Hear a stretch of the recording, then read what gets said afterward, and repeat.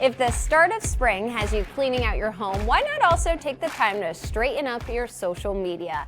Expert Vicki S. Cannon is here to tell us how to get started. Welcome back. Thank you. All right, so how do we know what we need to clean up on our social media?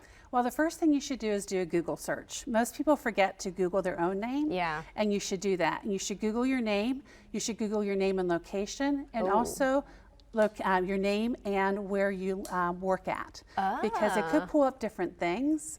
Also, if you have different variations of your name, so maybe let's use a male's name, for instance, William.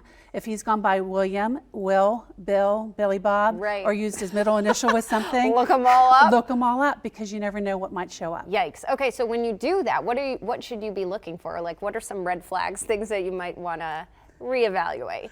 Well, always pictures. You want to see what's showing up. You don't want anything that shows alcohol or drugs or you in a not a very good position. You also want to make sure that what you're saying on your posts when you're looking at social media are things that you want people to see. Right. So you don't want to have anything that's going to be considered racist or against gender or something like that. You don't want to be talking negatively about an employer or a colleague, because that can reflect on you as well. And you just want to make sure it's a positive, really good view of who you are and what you want people to think about you. I love that. So should you be deleting? I actually do recommend that you do some deleting, or at least hiding and put the privacy on only you. Okay. Because we've all gone to parties and things and people take a picture and you might even not have had a drink, but you might look like you had.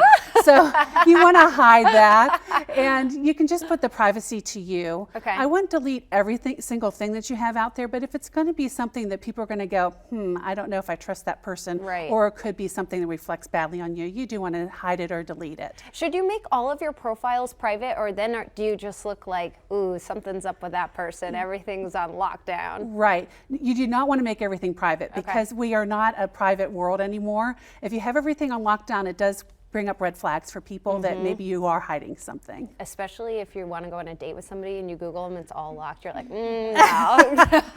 All right. Red flags. Yeah, exactly. What are some good ways to put a fresh foot forward when it comes to our social media this spring? Well, I always think a good profile picture is something, a headshot that you do.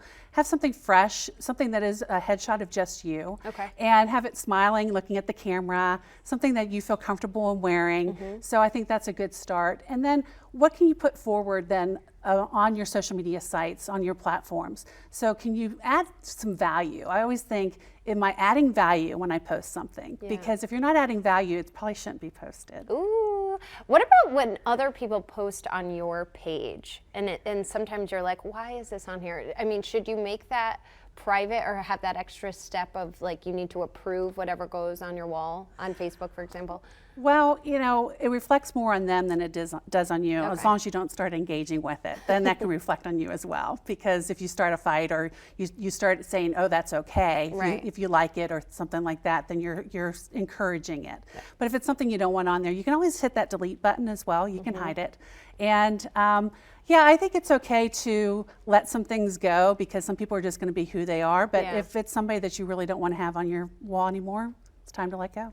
And delete them. Delete them. Vicki S. Cannon, thanks so much for being here today. Thank you for having me.